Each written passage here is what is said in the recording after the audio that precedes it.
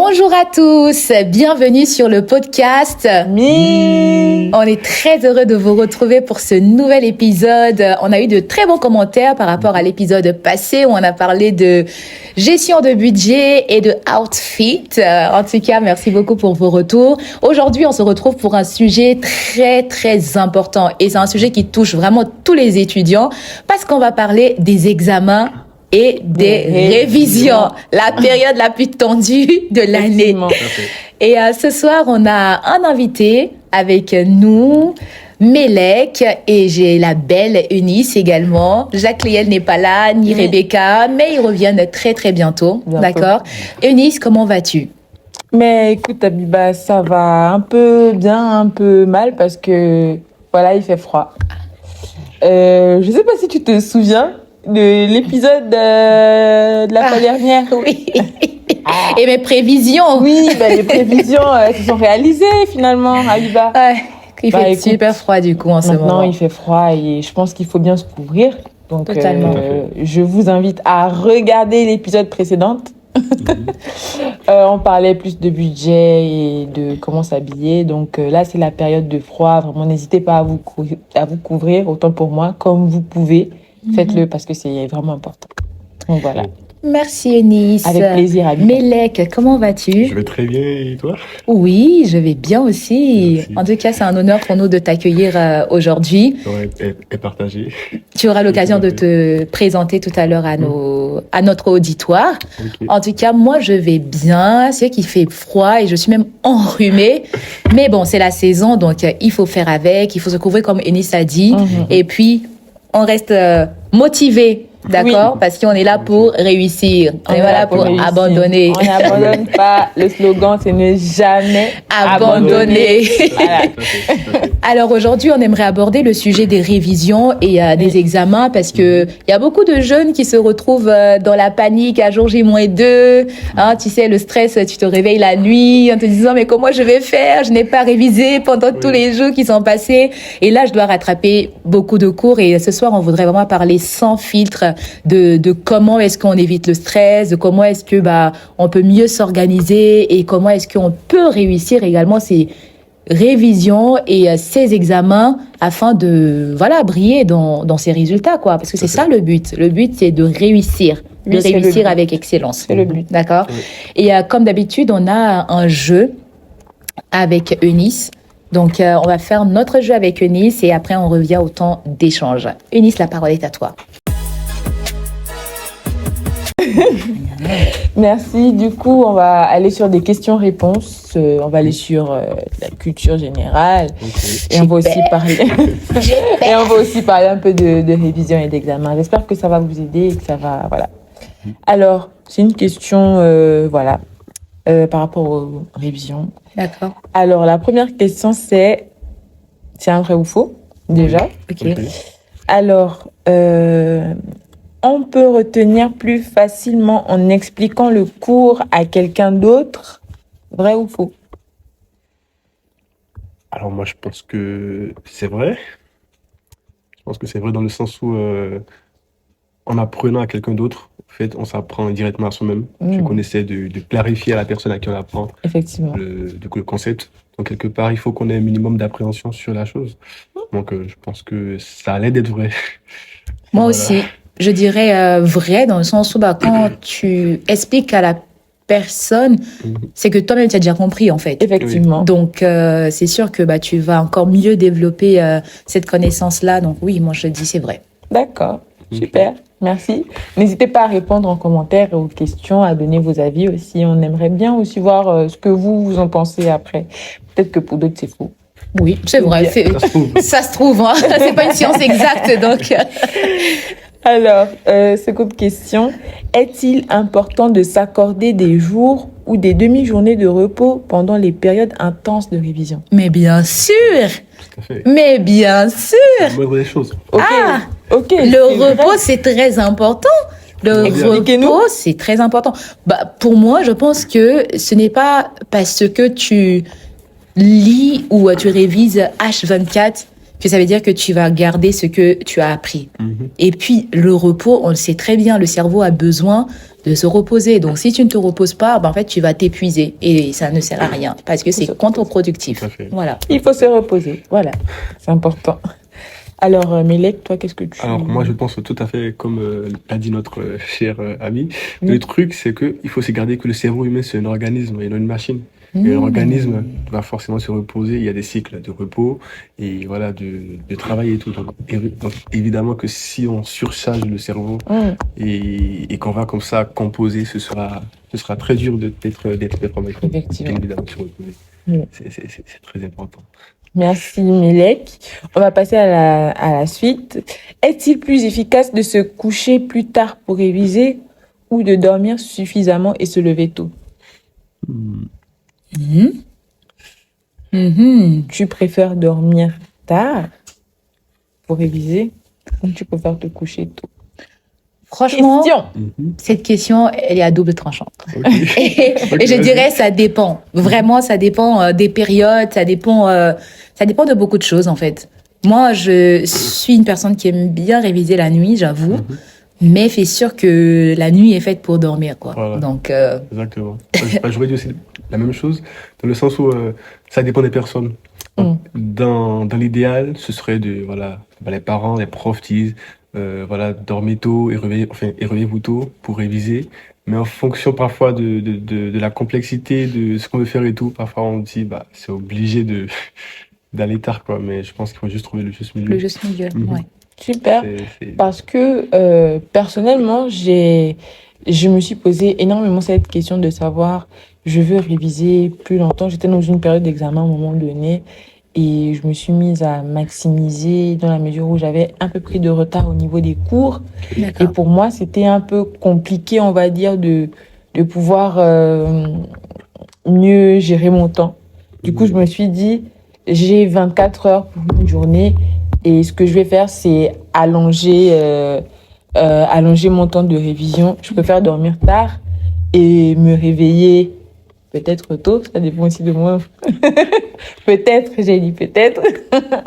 Mais c'est comme ça que moi, après, je voyais les choses. Mais ça dépend vraiment, comme on dit, de vraiment la personne. Ça dépend de la manière dont la personne s'organise ou la personne est constituée ou la personne a habitué son cerveau à un certain rythme. Ça dépend vraiment, mais après pour moi, je dormais un peu plus tard. Ok. Après, ça dépend du tard. Pour d'autres tard, c'est 23 heures. Pour d'autres tard, c'est 2 heures. C'est 2 heures. C'est vrai, ça dépend vraiment. On sait pas. C'est ça, ça dépend vraiment de chacun. Alors, face à une montagne de matière, face à une montagne. Sur beaucoup de matière. De matière. Oui. Comment prioriser ces révisions efficacement, selon vous? Alors, moi, je dirais, il faut prioriser dans le sens où on va accorder plus de temps aux matières qui demandent du coup beaucoup plus de temps et dans lesquelles on a plus de difficultés. Ok. Donc, par exemple, si dans la semaine, j'ai un contrôle en anglais, et en anglais, bon, ça va, je m'en sors généralement bien, et cette matière n'est pas aussi prépondérante dans mes résultats scolaires, je ne passerai pas toute ma journée à faire de l'anglais et prendre après juste 1 heure, 2 heures à faire des mathématiques, par exemple. Oui. Donc, tout dépend donc à la fois de la façon dont je suis à l'aise avec la matière et combien la matière aussi est aussi importante. Et ça ne veut pas aussi dire qu'il faut négliger certaines matières au détriment d'autres. Donc, je pense qu'il faut tout relativiser et voir, telle matière, j'ai plus de difficultés. En plus, c'est compliqué. Donc, il faut que je prenne plus de temps pour ça. Effectivement. Et c'est ce que je pense. Je sais pas ce que vous en pensez. D'accord. Moi, je suis tout à fait d'accord avec toi. Et toi, quand tu révisais à l'IBA, c'était aussi comme ça? Ouais, pareil. Quand toi, tu révises plus à l'IBA, tu nous as laissé? Ouais. Tu nous as laissé. C'est plus pour moi. Mais oui, je faisais vraiment pareil comme toi. Vraiment. Ok. Alors, on va aller sur une dernière question. Ok.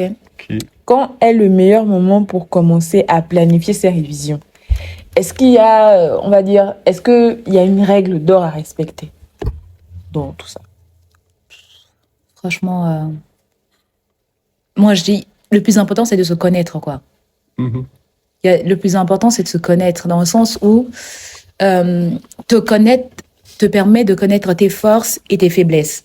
Tu vois? Donc, il y en a peut-être, ils vont commencer les révisions peut-être vraiment 2 semaines après que les cours aient commencé, tu vois. Alors qu'il y en a d'autres qui vont commencer les révisions 2 jours avant que l'examen ne commence. Donc, en fait, ça dépend vraiment de chacun. Mais pour moi, bien sûr, il faut prendre de l'avance. Et donc, du coup, se donner peut-être 1 mois pour bien s'organiser avant les révisions.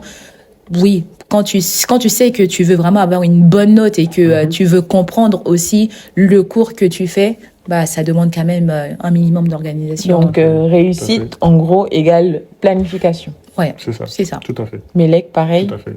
Je suis tout à fait d'accord. D'accord. T'as une anecdote à nous donner ou pas? Une anecdote, peut-être pas, mais peut-être une leçon. Oui. Parce que bon, généralement, c'est que c'est bien de prendre de l'avance et tout dans les révisions, de commencer bien avant. Je sais que toutes les fois où j'ai souvent commencé tard, à réviser peut-être 1 jour avant les examens ou 2 jours avant les examens, ce n'était pas forcément les périodes où j'ai beaucoup travaillé. Donc évidemment que je sais que, enfin, on est conscient de ça, il faut toujours commencer bien avant les révisions. Ça, c'est... Ok, merci. Donc, au-delà de ça, on comprend qu'il y a une règle d'or, c'est-à-dire qu'il faut planifier et s'organiser avant un examen, avant un devoir. Donc, c'est fini pour aujourd'hui. Moi, j'ai fini avec mes questions. Abiba, je te passe le flambeau. Merci beaucoup, Eunice. On va passer à un temps d'échange. Donc, ça va vraiment être un temps de témoignage, en fait, j'ai envie de dire, parce que nous, on veut vraiment t'entendre parler. On voudrait que tu nous partages, voilà, aujourd'hui, déjà, qu'est-ce que tu fais? Tu vas te présenter, tu vas nous dire ce que tu fais, en quelle année tu es, et après, on va enchaîner avec nos questions. Ok. Du coup, moi, c'est Mélec Biotchane. Je suis béninois et je suis étudiant à l'INSA Lyon. Je suis arrivé en France en 2023. Et du coup, j'ai intégré l'INSA Lyon. J'ai fait 2 ans de classe préparatoire. Du coup, ce sont des classes prépa intégrées à l'INSA Lyon. Et ensuite, on a 3 ans de cycle ingénieur. Et donc, actuellement, je suis en première année sur les 3 ans du cycle ingénieur. Et la spécialité que je fais actuellement, c'est la spécialité génie électrique. D'accord. Donc, un peu d'électrique, d'électronique. Et voilà. Donc, actuellement, ce sont les études que je poursuis actuellement. Ok. C'est bien. Pourquoi est-ce que tu as choisi ce domaine d'études? Qu'est-ce qui te passionne dedans et qu'est-ce que tu aimerais faire plus tard? Alors, déjà, il faut savoir, moi, je suis un passionné des sciences, tout ce qui est sciences et tout, parce que au collège, le littéraire, c'était pas forcément trop mon truc. Tout ce qui était français, anglais, histoire et tout. J'essayais quand même parfois d'avoir de bonnes notes, mais voilà, sur les copies, ça se voyait que c'était pas trop mon truc. Donc, par contre, en mathématiques et en physique, j'avais un peu plus de facilité à m'en sortir. Donc, je me suis dit, bon, la voie scientifique est faite pour moi. Et après, du coup, après mon bac, j'ai eu, du coup, avec mes parents, un projet d'étudier en France parce qu'il y avait de très bonnes écoles en France et tout. Donc, j'ai postulé dans plusieurs écoles. À certains endroits, j'ai pas été pris. Mais à l'INSA, du coup, j'ai été pris, heureusement. Et donc, voilà, j'ai commencé mon cursus là. Et comment ça se passe à l'INSA? Bon, on fait tous une prépa intégrée. Donc, c'est un peu comme un tronc commun pour tout le monde. Et après, au bout de 2 ans, il faut du coup faire des vœux pour des spécialités. D'accord. Et donc, après, du coup, le dispatching des vœux, j'ai été pris en génie électrique. Et c'est à peu près ce que je veux faire. Et pour terminer, du coup, la spécialisation, j'aimerais faire après en 5e année, une spécialisation traitement du signal et de l'image. C'est-à-dire partir des connaissances en traitement du signal et de l'image pour l'appliquer dans les domaines de l'IA, de la vision par ordinateur. Et voilà, mais pour l'instant, c'est encore le début du cycle ingénieur. Donc, on espère qu'on sera pris dans ce domaine. Et en tout cas, c'est très ambitieux, et on voit vraiment que tu es passionné parce que ce que tu fais. Et je crois que il y a un avenir. Il y a un avenir dans l'IA déjà, mais en plus de ça aussi, dans tout ce qui est construction. Aujourd'hui, on voit qu'il y a enfin, en fonction de peut-être où aussi tu veux travailler. Est-ce que tu as ambition de travailler en Afrique, de rester ici? Enfin, parce qu'il y a beaucoup de choses à développer, surtout le Bénin. Le Bénin est vraiment en boom, là. Oui. Aujourd'hui, le Bénin, c'est un pays qui est très développé et qui va se développer encore dans les années à venir. Donc, je pense qu'en termes d'opportunités de travail, il y a quand même beaucoup de choses à avoir de ce point de vue, Tout quoi. à fait. Ok, bon, merci beaucoup. La première question que j'aimerais te poser, c'est par rapport au mindset. C'est-à-dire que quand on parle de révision et d'examen, toi, comment tu gères cette période-là? Est-ce que voilà, pour toi, les examens, les révisions, c'est quelque chose de normal dans la vie d'un étudiant ou pour toi, c'est quelque chose de stressant? Voilà, je sais pas trop. Donc déjà, c'est clairement pas un truc normal. C'est vrai que ce soit normal, mais c'est pas normal. Alors je vais trouver le mot. Disons, c'est un marathon mental. Parce que vraiment, psychologiquement, c'est stressant déjà. Parce qu'on se dit, voilà, il faut que je révise pour avoir une bonne note et tout, pour passer en classe supérieure, et ainsi de suite. Donc déjà, même le simple fait de penser aux révisions, c'est qu'on se dit, mon avenir va se jouer à comment je vais réviser et ce qui va en découler après. Donc vraiment, c'est une période qu'on vit assez très souvent de façon stressante. Ça, c'est vrai. Et aussi, le truc, c'est que parfois, on sait ce qu'il faut faire. On sait généralement qu'il faut étudier, qu'il faut réviser, traiter les anciennes épreuves, faire des exercices. Ça, on sait. On a conscience de ça. Mais le problème, quand les révisions approchent, on ne sait pas par où commencer. On est un peu éparpillé dans tout. Tel camarade dit voilà, qu'il commence comme ceci, d'autres disent qu'ils iront à la BU faire ceci. Donc, parmi tout cela, en fait, on est un peu éparpillé. Et vraiment, c'est surtout ça qui est source de stress et tout. On se dit, OK, j'aurais beau réviser, est-ce que ça va marcher? Donc, tout ce mélange de doutes fait que voilà, les périodes de révision sont très, très, très dures à vivre. Et en fait, pour mon cas, je pense que c'est souvent comme ça. Mais quand même, on essaye d'avancer, c'est ça. Ouais. Merci beaucoup. Et c'est vrai que la période des examens, c'est vraiment la partie où la charge mentale des étudiants, tu vois, se multiplie fois 10 en fait. Et c'est tout à fait normal parce que c'est du travail. Réviser, c'est vraiment du travail. Donc, je pense que c'est un bon stress. Maintenant, c'est d'arriver à le réguler, en fait, tu vois. Mais maintenant, la question que j'aimerais te poser, c'est comment toi, tu t'organises? Est-ce que tu es du genre à aller à la bibliothèque? Tu es du genre à réviser seul ou en groupe? Est-ce que tu fais un planning dans un agenda pour te dire, voilà, je vais réviser telle matière? Enfin, de manière concrète, comment est-ce que toi, tu fais? Ok. Alors, de manière concrète, comment est-ce que je révise? D'abord, pour ce qui est du cadre, j'évite d'être souvent chez moi, réviser dans ma chambre, parce que j'avoue que c'est pas du tout le cadre idéal. Déjà, il y a un truc, c'est que souvent, quand on est seul chez soi, il y a le lit à côté, il y a le téléphone. Et voilà, et le téléphone, on peut facilement se mettre à scroller et ça peut partir loin. Très, très loin. Et pourquoi je préfère le cadre de la bibliothèque? Parce que déjà, quand tu vas là-bas, c'est un endroit qui dégage une certaine atmosphère, un peu de sérieux. Tu vois les autres réviser, donc en soi, tu es un peu contraint exactement, ça stimule. Et donc voilà, donc déjà pour le cadre, je révise à la bibliothèque. Et pour ce qui est du travail d'équipe, alors très souvent, je révise seul. Très souvent, mais ça m'arrive parfois de réviser avec des camarades. D'accord. Et quand je révise avec des camarades, c'est sur des notions que je ne comprends pas. Et soit pour traiter des épreuves ensemble. Mais très souvent, je révise seul. Et en termes du coup d'organisation, pour l'organisation, généralement dans toutes les matières, ma stratégie est toujours de faire les anciennes épreuves. Donc, quelle que soit la matière, je vais soit dans les documents qu'on appelle les packs parrains, c'est-à-dire ce sont des sortes d'archives que les anciens élèves essaient de traiter. Exactement, de mettre tout ça en pack pour les prochaines promotions et tout. Et donc, soit je vais être dans le pack parrain et il y a les épreuves, leur corriger. Et il y a aussi les épreuves que les professeurs mettent sur les sites de travail comme Moodle, les trucs comme ça. Et du coup, je traite ces épreuves. Donc, je me dis, techniquement, si j'arrive à traiter les anciennes épreuves, j'ai mes chances de réussir les examens. Mais le truc qui est souvent dur, c'est que, OK, on traite les épreuves, mais parfois on se confronte à des difficultés. Donc, j'essaie quand même de ne pas trop rester coller sur une seule épreuve. Donc, j'essaie de voir le plus d'épreuves possible.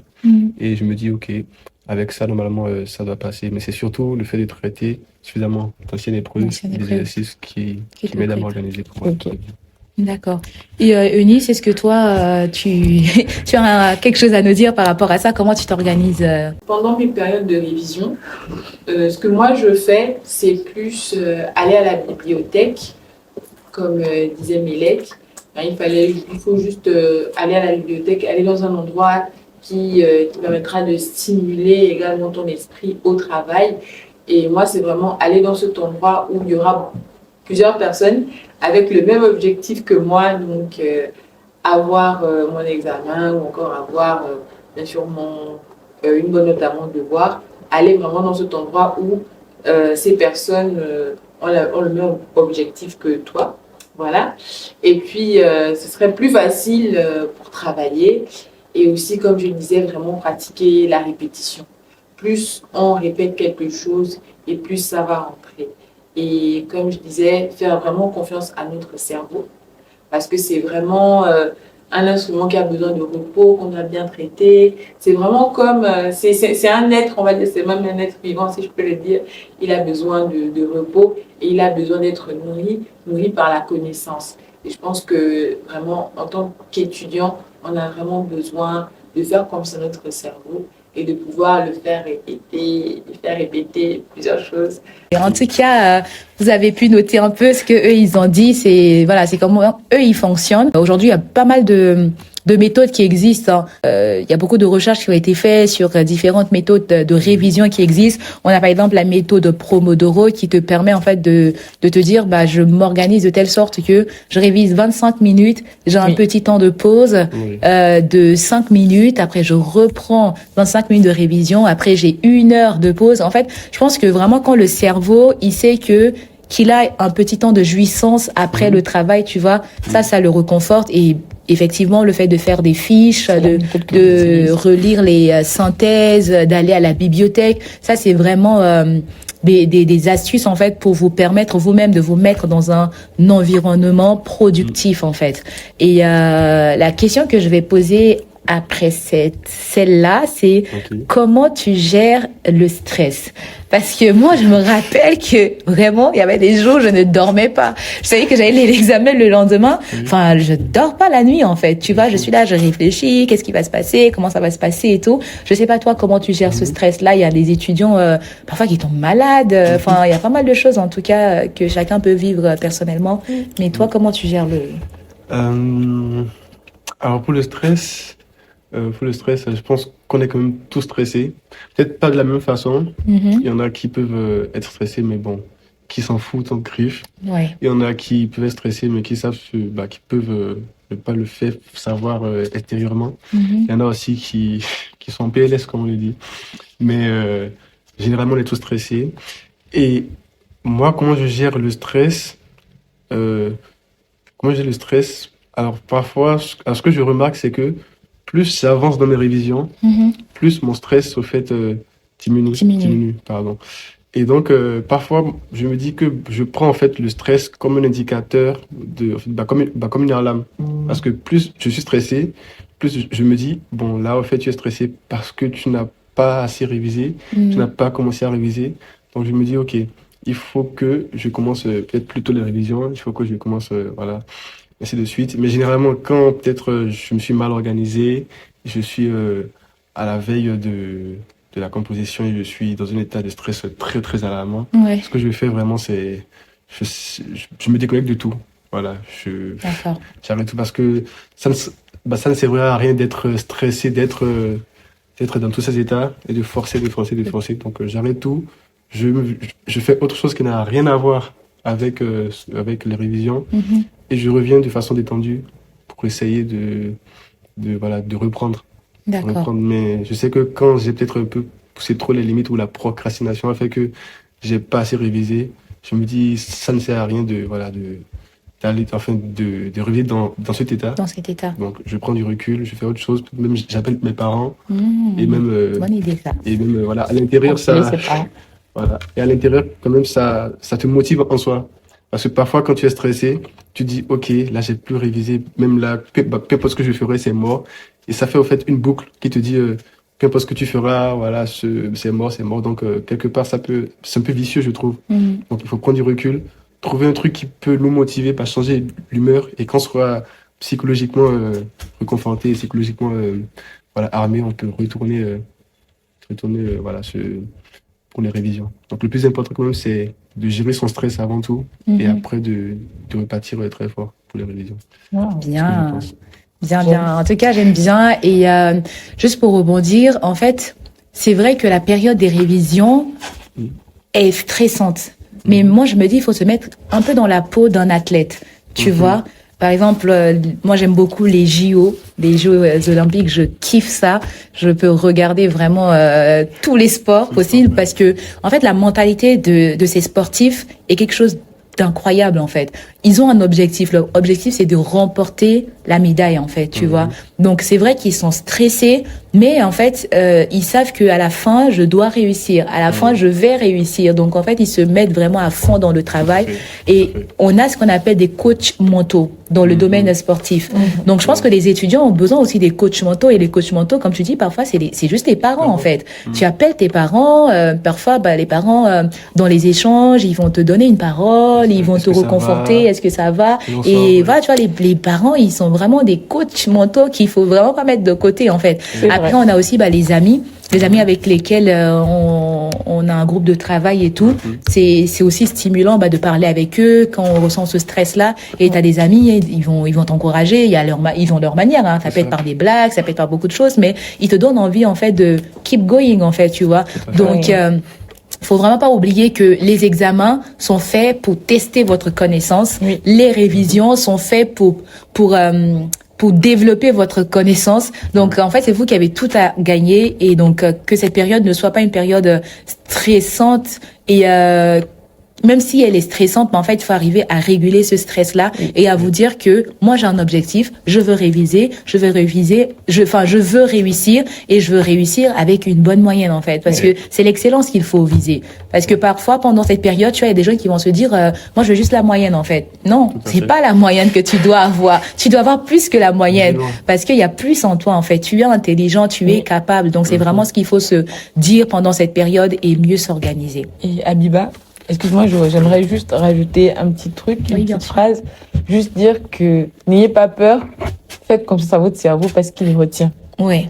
Le cerveau, il retient. J'ai fait l'expérience, par exemple, je peux dire aujourd'hui, j'ai eu la très belle expérience de participer à un business game à l'école et c'était vraiment intéressant parce que on nous a montré une situation on va dire, pour les fiches de poste, par exemple, il y avait des choses qu'il fallait absolument mettre sur une fiche de poste. Et mon cerveau s'est souvenu, en classe, en droit du travail, on avait appris ce qu'il fallait mettre impérativement sur une fiche de poste. Et moi, directement, j'ai eu le réflexe de le mettre. C'était quelque chose qu'on a appris il y a 1 an. Il y a 1 an, on l'a appris et c'était vraiment, ça fait pas partie des choses auxquelles je pense tout le temps, que sur une fiche de poste, je dois mettre ça sur une fiche de poste. Mais dès que j'ai vu la consigne, c'était vraiment quelque chose que je pensais l'avoir oublié, mais c'est vraiment resté. Et c'est juste pour vous dire, faites confiance à votre cerveau parce que il est capable de retenir et dès qu'il verra une notion, il va forcément vous faire revenir. Juste, n'oubliez pas, c'est vrai que ça peut être agaçant, mais n'oubliez pas, la répétition, c'est vraiment important. Lorsqu'on reprend quelque chose 2, 3, 4 fois, même je dirais même 5 fois, c'est fini, ça rentre. Donc, faites confiance à votre cerveau et faites-vous confiance aussi. Yes. Alors, on a une dernière question et Eunice va te la poser. Alors, quelles sont pour toi, Mélec, les erreurs que tu as eu à faire aujourd'hui que tu ne veux plus répéter? Enfin, quel est le conseil que tu as donné? Voilà, période de révision et d'examen. Ok. Déjà, il y a beaucoup d'erreurs. Il y a trop. Il va venir. On va tout les déjà, je pense la première erreur, et je pense de laquelle découlent presque toutes les erreurs qu'ils ont un peu en soi, c'est la procrastination. Et voilà, on va être tous honnêtes. Oui. Il y a des, il y a des périodes où parfois je me dis, mais tu as vraiment procrastiné.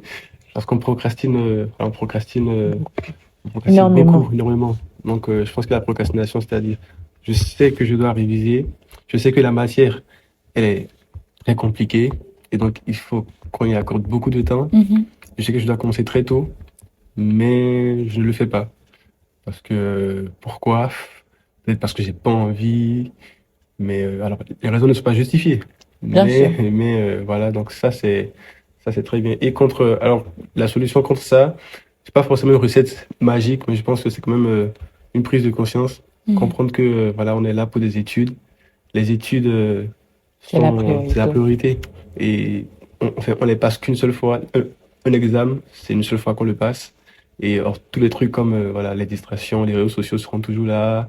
Tout ce qu'il y a autour sera toujours là. Donc, il faut vraiment comprendre l'importance des études pour lesquelles on travaille. À garder. À garder. Et deuxièmement aussi, ce que je pourrais aussi dire, ce sont les nuits blanches. Parce que, alors, les nuits blanches, encore, dans un certain timelines, ça peut marcher, par exemple, à 1 ou 2 heures. Mais parfois, je sais que j'ai fait des nuits blanches jusqu'à 5 heures, Ouais. 4 heures, 6 heures. Et en toute franchise, pour avoir tout essayé, je sais que ça ne sert absolument à rien. Alors peut-être bien, on peut peut-être voilà, dire, ouais, ça a été utile parce que ouais, j'ai plus ou moins travaillé. Mais à la longue, ça peut même faire des séquelles. C'est-à-dire, par exemple, se coucher tôt, on n'arrive pas à dormir assez facilement. Il y a vraiment c'est un truc très très dangereux. Donc apprendre à s'organiser et vraiment tout ce qui est nuit blanche, si on a la possibilité de s'organiser et bien avant de réviser et voilà de ne pas aller loin, il faut juste faire ce qui est bon pour le cerveau. Et voilà, je pense que ce sont mes deux principales erreurs que je vais surtout éviter de reproduire dans le futur. Merci énormément, Mélène. Abiba. Je le rejoins totalement parce que c'est vrai que la procrastination, c'est le problème en fait. C'est l'ennemi numéro 1 à abattre, la procrastination, parce que comme tu dis, on sait qu'on doit réviser, on sait qu'on a beaucoup de matières et on sait aussi qu'on a des matières qui sont vraiment très difficiles. Et donc du coup, si je ne prends pas le temps de réviser en amont, de traiter les exos en amont, d'aller faire des recherches, c'est sûr que à 2 semaines ou à 1 semaine de l'examen, je vais peut-être juste lire, mais je ne vais pas comprendre le fond, tu vois. Alors que le but, c'est de comprendre vraiment le fond. Donc, prenez le temps vraiment de vous organiser. On revient vraiment sur l'organisation parce que c'est la base de tout. C'est ça qui va vous empêcher, en fait, de procrastiner et vous éviter aussi les nuits blanches, hein. Parce que les nuits blanches, ça vient de la procrastination, en fait. On procrastine parce que on a des nuits blanches. Donc, vraiment prenez le temps de vous organiser et puis voilà, hein. Voilà, c'est ce que je peux dire. Merci Abiba. Moi j'ai fini. Ok. En tout cas, c'est un plaisir de t'avoir reçu. Merci On va beaucoup. te demander vraiment le mot de la fin. Qu'est-ce que toi, aujourd'hui, voilà, tu es en première année de cycle d'ingénieur, ça veut dire que tu as réussi toutes tes années de prépa. Oui. C'est pas donné à n'importe qui, parce que la prépa, c'est quand même très difficile. Et toi, tu les as réussi aujourd'hui, vraiment en termes de conseils. Quel conseil est-ce que tu donnerais à un jeune qui, comme toi, a du mal en prépa et se dit, la prépa, c'est difficile, je m'en sors pas. Aujourd'hui, toi, tu es en première année de cycle d'ingénieur. Qu'est-ce qui t'a permis d'arriver à ce niveau-là? Pour nos chers frères, comme nous, frères et sœurs et étudiants qui étudient et qui rencontrent plus ou moins des difficultés, comme absolument nous tous, ce que je vous dis d'abord, c'est de respirer et de relativiser. Et première chose, gardez en cœur votre but. Ok, gardez en cœur votre but, ce pourquoi vous êtes ici, parce que nous sommes des étudiants étrangers, nous venons de loin, et donc nous devons faire toujours un plus comparé aux autres personnes qui sont déjà ici et qui sont déjà établies. Et par rapport au but, je vais dire 2 choses. La première chose, c'est que voilà, nous sommes là pour étudier, pour nos études, et les études sont vraiment le but de notre venue ici. Donc vraiment, prenons-les à cœur, prenons les études au sérieux et donnons tout ce qu'on a vraiment pour y arriver. Et la deuxième chose sur le but, gardons que nous sommes ici par les moyens de nos parents, et nos parents se sont énormément donnés, sacrifiés Andrief, pour qu'on soit ici. Donc, rendons-les fiers et comprenons qu'on vient de très loin et on a le devoir de garder ça en tête pour pouvoir réussir et atteindre nos objectifs. Merci et bonne chance à vous. Merci beaucoup, Melek, en tout cas, pour ces précieux conseils et merci vraiment d'avoir assisté à ce podcast. On croit que on va t'inviter encore parce que il va revenir. En dehors des études, c'est aussi un jeune qui est très engagé dans le milieu associatif. Donc, peut-être qu'on pourra parler aussi de ton parcours dans ce domaine-là. Un honneur. Ok, merci beaucoup. Merci. Eunice, un mot pour la fin? Alors, moi, le mot de la fin, c'est vraiment la réussite est égale à la planification et la planification est égale à la réussite. Ces deux termes ne peuvent pas se dissocier. Donc, ce sont des termes vraiment qui sont complémentaires et on a vraiment besoin de planifier. C'est vrai, je comprends. Pour autant, je suis également étudiante et la procrastination, c'est vraiment un ennemi aujourd'hui pour nous, les étudiants internationaux. Mais ce qu'il faut comprendre, c'est vraiment de garder le but qu'on a, pour lequel on est venu, ce sont nos études. Et s'il faut qu'on puisse supprimer énormément de choses pour réussir, il faut qu'on le fasse. Parce que celui qui souffre avec la douleur, il récolte avec joie et avec un diplôme en main. Voilà. Merci beaucoup. Et vraiment, comme d'habitude, on vous invite à liker, partager, commenter. Et à partager, nous aussi, surtout vos méthodes de révision. Ça peut aider les autres étudiants qui vont vous lire. Merci de nous avoir suivis et restez connectés pour le prochain épisode. Au revoir. Au revoir.